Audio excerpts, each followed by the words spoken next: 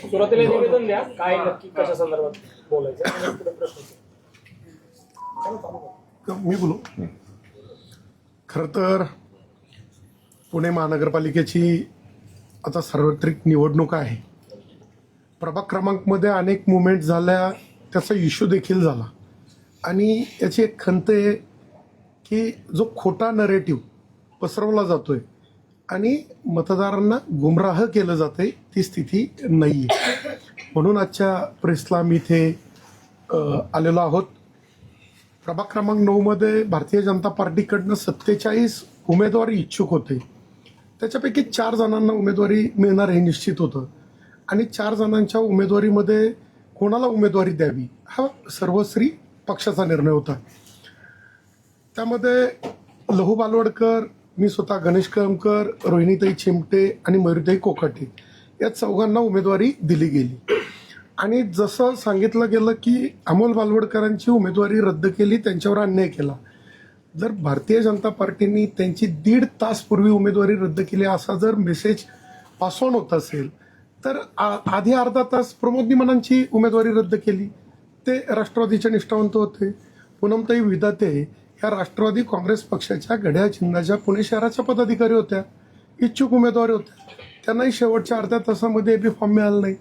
त्यामुळं प्रत्येक पक्षात अचानक काही बदलाव होतात. सेम पोझिशन भारतीय जनता पार्टीमध्ये झालेली.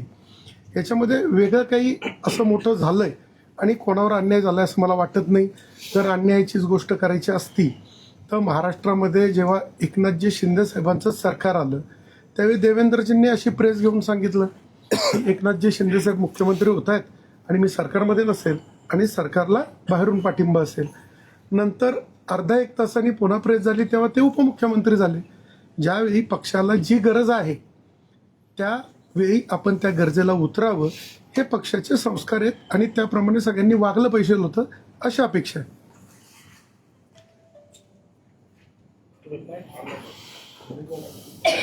नमस्कार.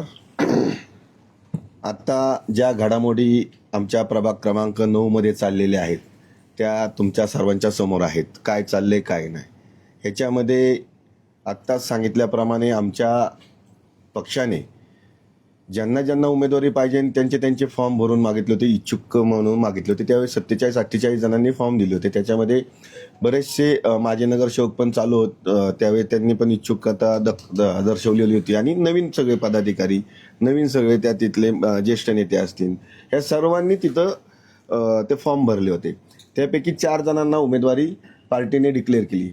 त्या डिक्लेअर केल्यानंतर आज परिस्थिती पाहता माझ्या अन्याय झाला किंवा मला डावललं गेलं, मला पेढा चालला, विषाचा पेढा चालला, पण ह्याच्यामध्ये काहीतरी त्याची पार्श्वभूमी पण आहे.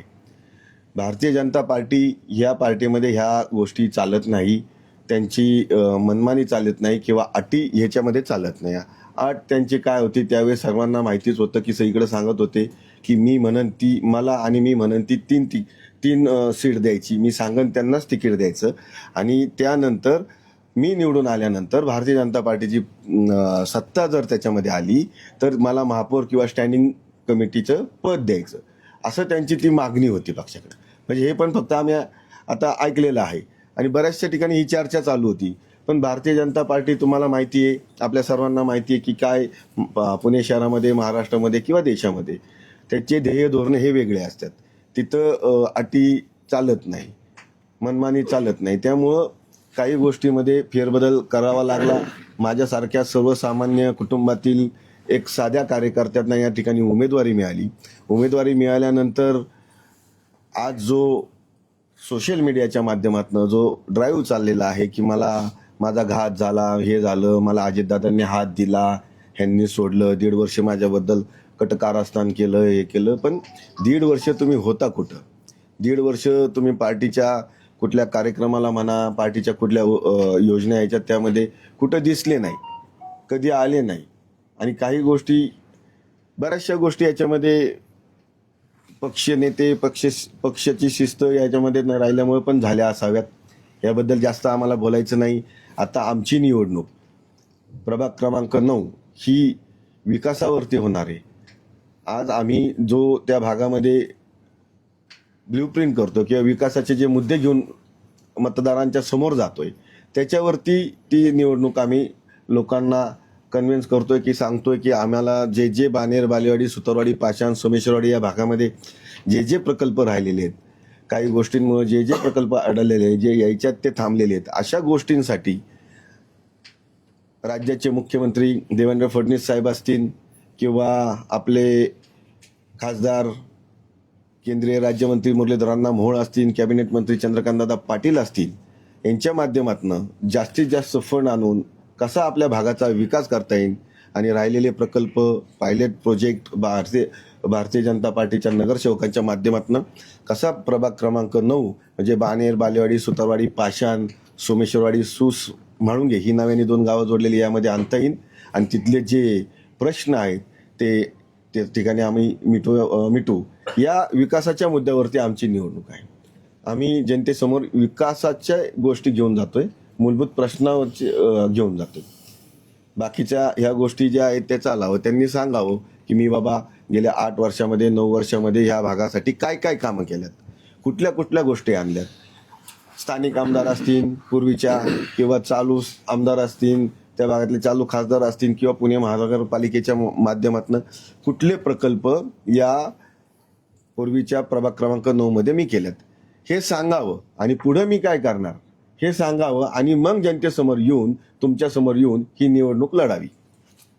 आपल्या पक्षाकडे 47 इच्छुक होते, जसं बालवडकरांनी काम नाही केलं. रोहिणी चिमटे तर आत्ताच आल्यात तुमच्याकडे.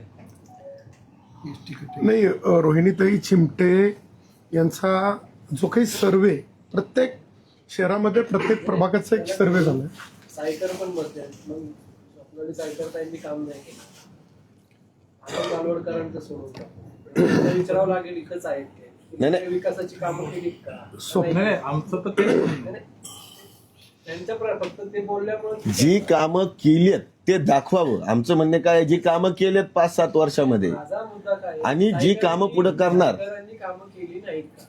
नाही केली ना. त्यांनी नसतील केली समजा, बालवडकरांचं ते पक्षाचा निर्णय ठीक आहे, मग आता सायकरांनी नाही केली का?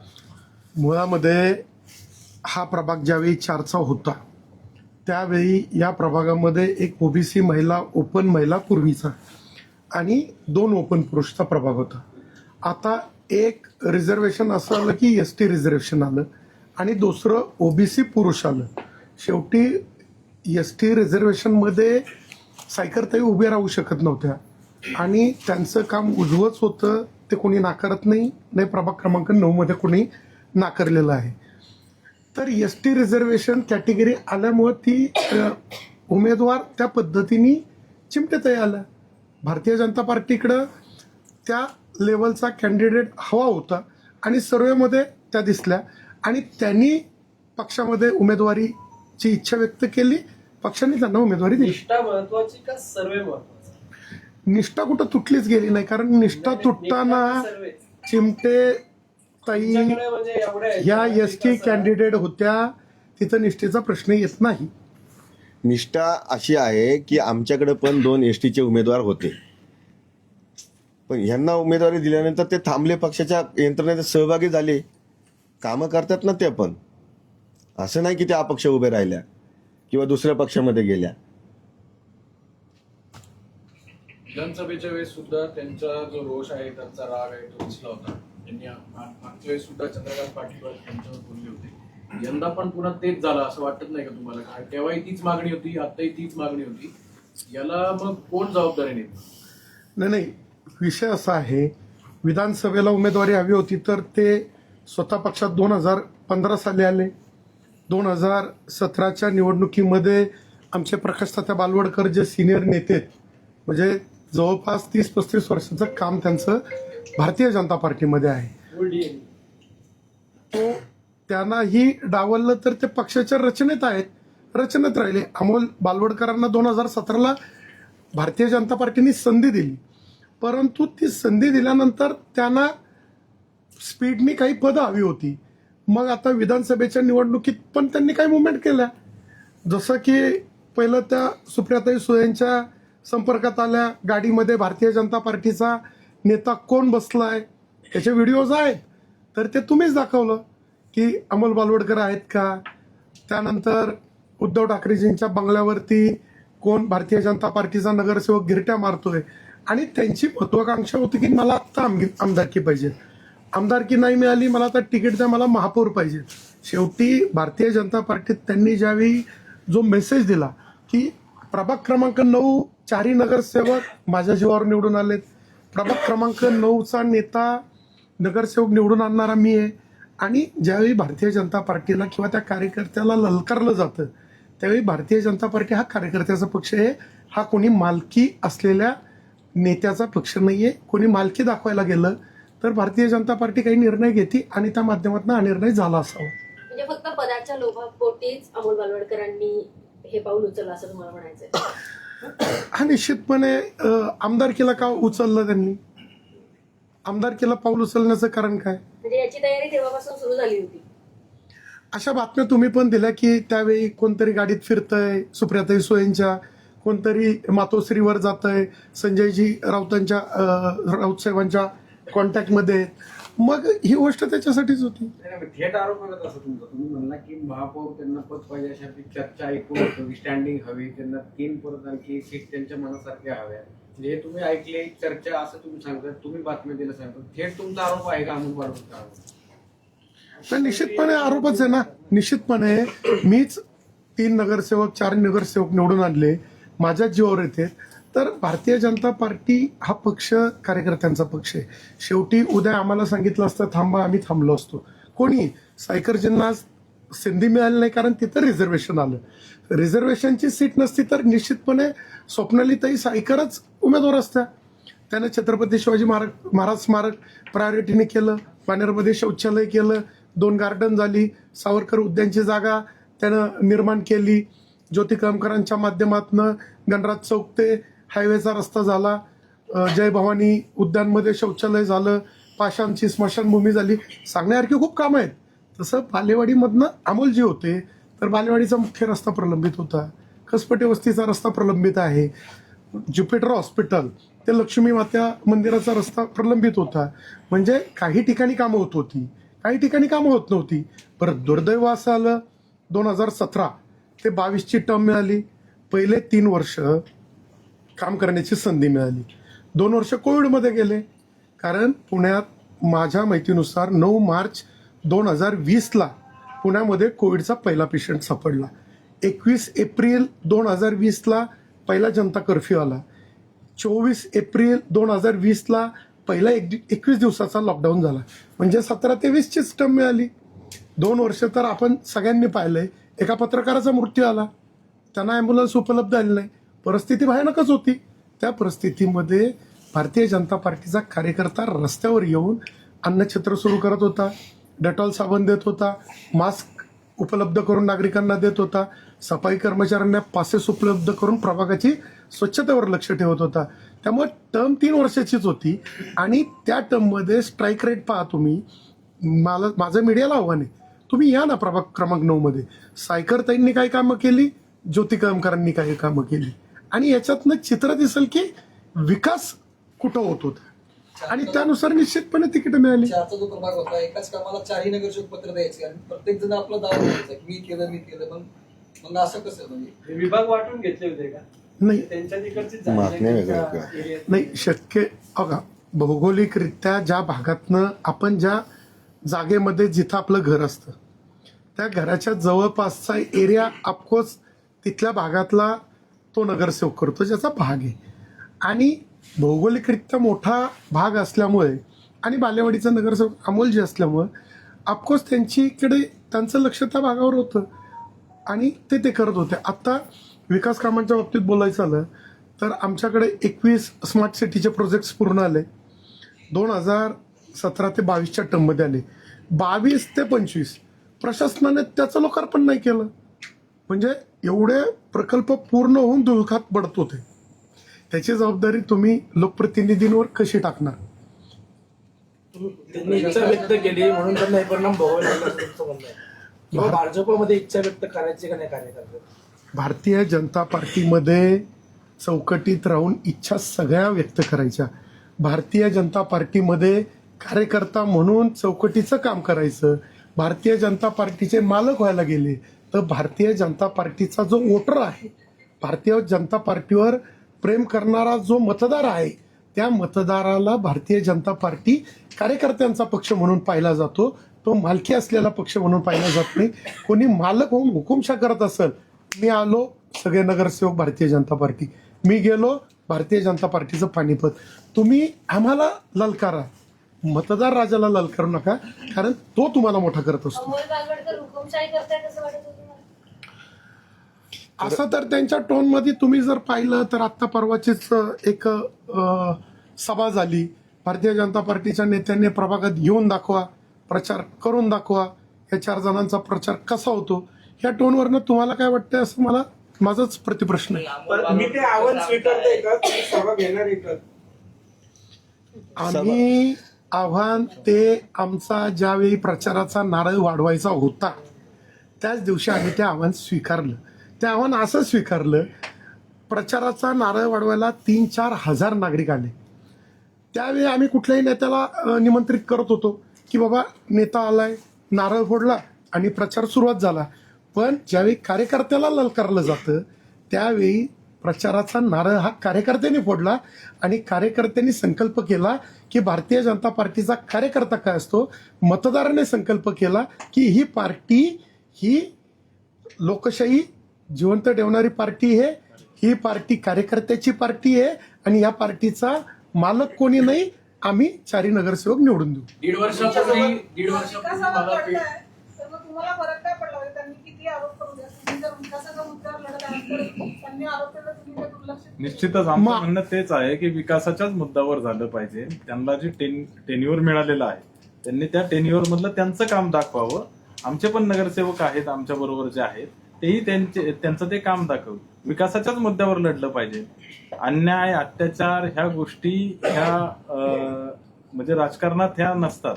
राजकारणात हे आपण केलेलं काम असतं आणि आपण पार्टीच्या ध्येय धोरणानुसार काम करतोय हे महत्वाचं आहे.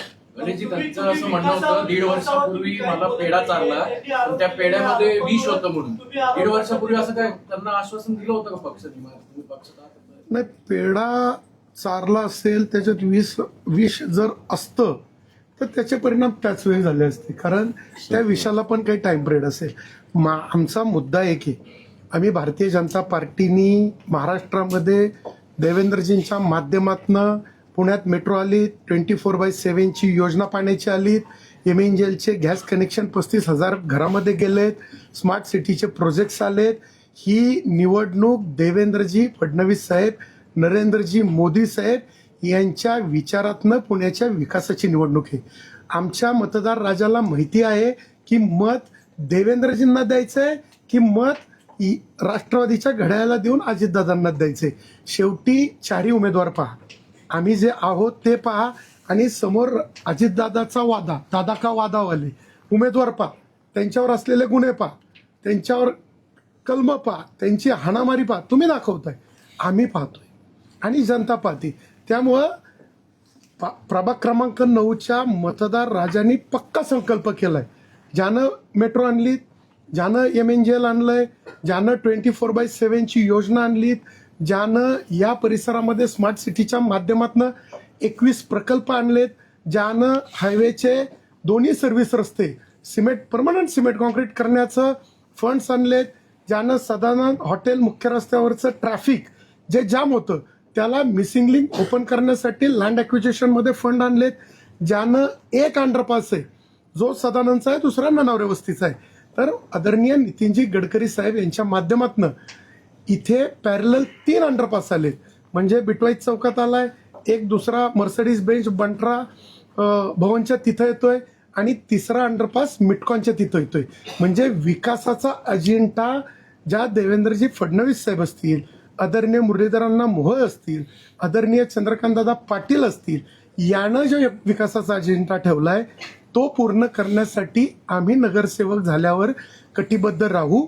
मतदार राजाला पक्का विश्वास आहे, तो हा विकास पाहतो आहे, त्यानं प्रत्येक मुमेंट अनुभवलेली आहे आणि त्यामुळं ही निवडणूक विकासाच्या मुद्द्यावर हे मत या 4 उमेदवारांना नाही, हे मत आदरणीय देवेंद्रजी फडणवीस साहेबांना आहे, हे मत नरेंद्रजी मोदी साहेबांच्या कमळाला आहे. हे सारखे आरोप करतायत की जे काही भाजपला मतं मिळत आहेत ती नरेंद्र मोदी आणि देवेंद्र फडणवीसांमुळेच मिळत आहेत. आम्हाला त्याचा अभिमान आहे. ही मतं नरेंद्रजी मोदी साहेबांना मिळावीत, देवेंद्रजी फडणवीस साहेबांनाच मिळावीत आणि जे स्वप्न महाराष्ट्रात कधी पाहिलं नाही, तो समृद्धी महामार्ग पूर्ण आला, नव्या मुंबईमध्ये एअरपोर्ट आलं, पुण्याची मेट्रो अंडरग्राऊंड की ओव्हरहेड ते काम झालं. त्यांनी सुचवलेल्या कामाचा पाठपुरावा करून त्या दिशेने चालण्याचं काम करण्यासाठी आम्ही नगरसेवक होणार आहोत. स्थानिक नेतृत्व कमी पडतंय असं याच्यातून जाणवतं. स्थानिक नेता बरेच जणांचं नगरसेवकच म्हणतात ना तुम्ही त्या नेतृत्वात काम करताय. बरेच नगरसेवकांनी काम नाही केलं तर काय म्हणून 32-34 आपले ते काय असं. आता पत्रकारांनाच खरं तर ही आतली गोष्ट माहिती आहे 32-34 का कापले, कारण तुमच्या इतका अभ्यास खरं तर पुण्यामध्ये अजून कोणाचा नाही. कारण इतके छोटे छोटे बारकावे, इतके छोटे छोटे जे सर्वे रिपोर्ट आहे ते सगळ्यात आधी पत्रकारांनाच मिळतात. आणि कधीतरी आम्हाला चहाला कुठं भेटले त्या हळूच आमच्या कानात सांगतात 40 कट होणार, 34 कट होणार, 36 कट होणार. आणि ज्यावेळी उमेदवारी डिक्लेअर होती त्यावेळी आम्हाला पहिली तुमची आठवण येते की येस, पत्रकारांनी सांगितलं करेक्ट 34 कट झाले. कोण पुढे जाणार? आज पक्षाची बैठक झाली, जे नाराज होते समन्वयक बऱ्याचशा लोकांना जबाबदारी दिली. प्रभाग क्रमांक 9ची जबाबदारी कोणच घ्यायला तयार नाही. कार्यकर्त्यांनी घेतली, कार्यकर्त्यांनी नारळ फोडलाय. सगळ्या नेत्यांना समजा माजी नगरसेवक आहेत ज्यांची तिकीट कापलेले नेते मंडळी, त्यांना दिलेली आहे सगळ्यांची जबाबदारी. ऐका ना, प्रभाग क्रमांक 9 उत्तर मंडल, आता आम्ही निवडणूक प्रचार प्रमुख आहे. आम्ही पद मागून घेत नाही, आम्ही पद देतो, हे महत्वाचं आहे. आणि सचिन पाषाणकर आमचा उत्तर मंडलचा माजी अध्यक्ष होता, परत त्याला ह्यांची जबाबदारी काढून सचिन पाषाणकरला दिली. जबाबदारी तुम्ही घेतली. ही निवडणूक विकासाच्या ऐवजी लोकांना आता प्रलोभन दाखवली जात आहेत, कुकर वाटप केलं जाते. तुम्ही तक्रार सुद्धा केली. नाही, आमच्या माध्यमातून नाही तक्रार झाली, नागरिकांनी तक्रार केलेली आहे ती. आणि नागरिकांनी सांगितलं तिथं काहीतरी अनुचित प्रकार होतोय. तेव्हा तिथं पोलीस गेले, तिथं 2 गाड्या पकडल्या. त्या गाड्यांमधले एक महिला होती आणि तिथले 4-5 मुलं होती, त्यांना पकडलं. त्यांच्याकडं मतदार याद्या सापडल्या, त्यांच्याकडे एक वही सापडली, त्याच्यामध्ये असं लिहिलं होतं, नावं लिहिली होती, कुणाला किती पैसे दिल्यात ते लिहिलं होतं, काही पैसे सापडले. अशामध्ये तिथं जवळजवळ 15 लोकांवरती त्या दिवशी त्या रात्री गुन्हा दाखल झाला. त्यानंतर आम्ही भारतीय जनता पार्टीचे सर्व सहकारी, सर्व पदाधिकारी पोलीस स्टेशनला जाऊन त्या ठिकाणी जे PI आहेत त्यांचे आम्ही त्या ठिकाणी तिथं जाऊन त्यांचा आभार मानले की तुम्ही चांगलं काम केलंय म्हणून. हे नागरिकांनी पकडून दिलेले यांना की सभा होती, अजितदादांची सभा त्या ठिकाणी होणार होती म्हणून त्याचे ते 500 रुपये 700 रुपये लोकांना द्यायला गेले होते. हळदी कुंकू आहे हे ते सांगण्याचं काम एक खोटं सांगत होते. दादांच्या सभेसाठी ते पैसे वाटत होते लोकांना की दादांच्या सभेला गर्दी व्हावी, हे व्हावी, त्या म्हणून. आणि पहिल्यांदा दादांचा नारळ फोडायला कायला पैसे वाटावे लागतात? एवढे मोठे राज्याचे उपमुख्यमंत्री येणारे, नुसतं पोस्ट टाकली तर तिथं 10,000 लोक यायला पाहिजे ना. पैसे वाटून लोक कशाला बोलवली पाहिजे तिथं? त्याकरता हे भारतीय जनता पार्टीचे उमेदवारांनी कोणाला पैसे गोळा करून तिथं नारळ फोडायला बोलवलं नाही. कुठल्या नेत्यांना ना, मला आमचे ज्येष्ठ नेते, ज्येष्ठ पदाधिकारी त्यांच्या हस्ते तिथं नारळ वाढून आम्ही प्रचाराची सुरुवात केली. 12 महिने चालू आहे, त्यामुळे तुम्हाला काही आम्हाला नेत्यांनी जर दिली तर आमच्याकडे सभा होतील, नाही दिली तरी आम्ही सक्षम सगळे नेते आहेत, इथं सगळे कार्यकर्ते आहेत की त्यांच्या माध्यमातून हा प्रचार आमचा एकदम व्यवस्थित ग्राउंड लेवलला चालू आहे. असे सभेची आम्हाला गरज नाहीये की पहिल्या दिवशी नारळ फोडायला दादांना बोलवायचं. आत्ता आमच्याकडे 2 नेते आहेत. एक जे आमचे सिनियर नेते आहेत प्रकाश तात्या बालवडकर आणि दुसरे जे आहेत प्रल्हादजी सायकर. या 2 नेत्यांच्या नेतृत्वात ही निवडणूक प्रभाग क्रमांक 9ची होत आहे. विरोधकांनी दास्ती घेतली म्हणून दादांना बोलले. 100% हे पैसे वाटले म्हणजे काय केलं? पैसे वाटून त्यांना दिले तात्यांना.